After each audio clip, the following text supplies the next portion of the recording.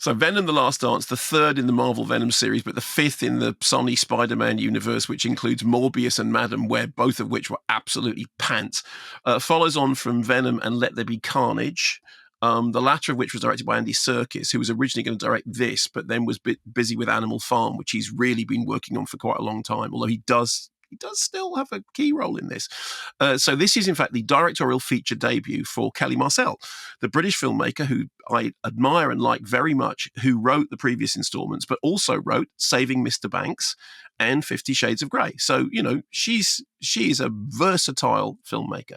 Yes, they're contrasting films there, I think. Exactly. So Tom Hardy is Eddie Brock / Venom, the guy who is the host for the oil slick style head-eating monster, whom he has now grudgingly befriended.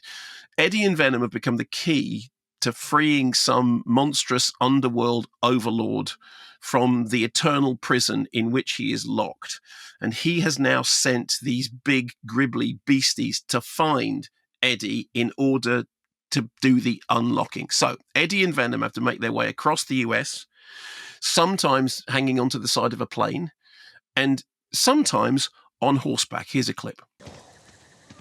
4 legs are better than 1. How fast do you think you can get that thing to go without killing it? Only one way to find out.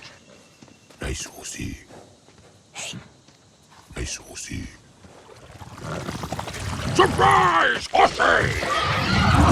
I love horses!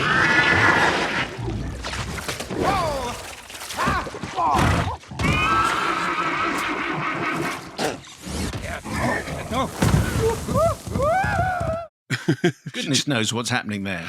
Yeah, I know, it's an audio clip, but it should be said, I don't know whether people heard it, that as the horsey thing was going on, that's Venom, because that's basically Eddie and Venom talking thing, and you went, Gordon's alive. Well, it did sound very Brian Blessed. It hadn't occurred to me. Anyway, so there's that, and then Reese Fans is a washed-up hippie taking his wife and kids in a camper van to Area 51, which is finally being decommissioned. They pick up Eddie, who refuses to go back on the Space Horse, and they sing Space Oddity to him. And the film has a lot of comedy musical sequences, another of which involves a sort of disco update of Dancing Queen. And Reese tells Tom Hardy, Eddie, that he believes in aliens, and Eddie doesn't tell him that he knows there are aliens. In fact, he's got an alien in him. Meanwhile, Chiwetel Ejiofor is Rex, who is a soldier who's tracking Venom. Juno Temple, the great Juno Temple, who I love, is Dr. Payne, who was involved in experiments with those symbiotic life forms. And look, so there's a lot of people involved in this that I like very much. And the accusation is always that if something has people in it that I like the film. I confess I've never really understood the Venom thing, although Carnage, which I saw, if you remember, I saw it in 4D because I had to see it on a Friday morning and the only screening that was on was the 4D. So I saw it in the shaky chair, splashy water, blowy, windy thing. And it was fun. It was messy, but it's fun.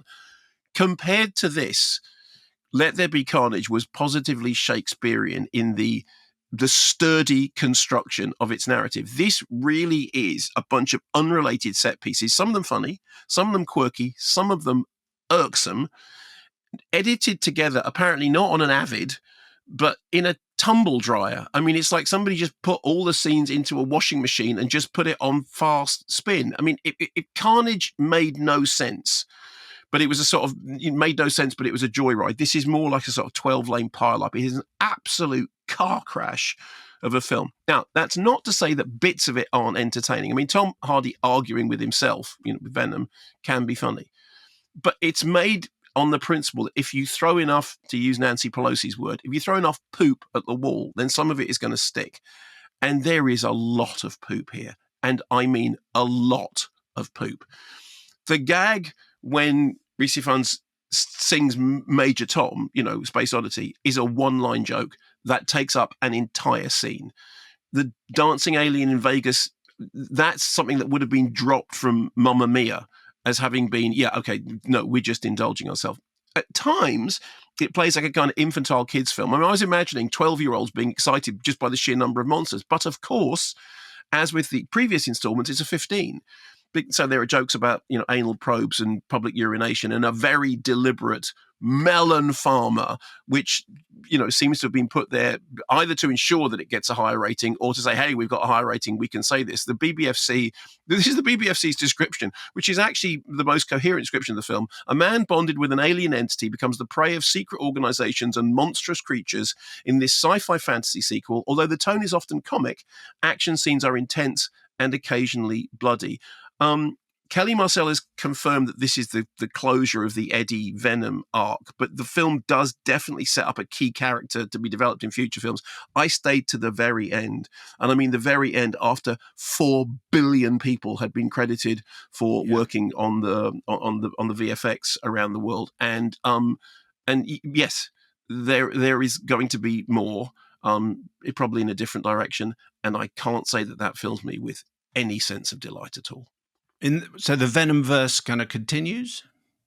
The world in which Venom exists continues, and the particular symbiotic buggy life form will return, as they used to say at the end of James Bond films.